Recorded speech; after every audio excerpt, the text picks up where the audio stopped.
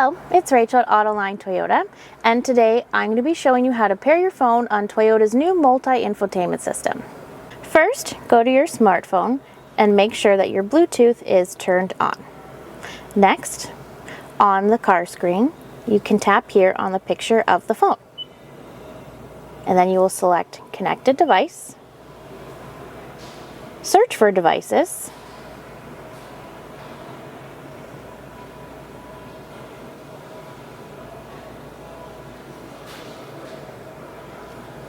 select your phone,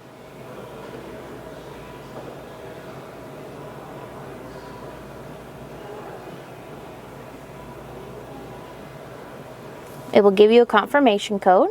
Hit pair on your phone and OK on the screen. Some questions will come up on your smartphone asking permission to sync your contacts.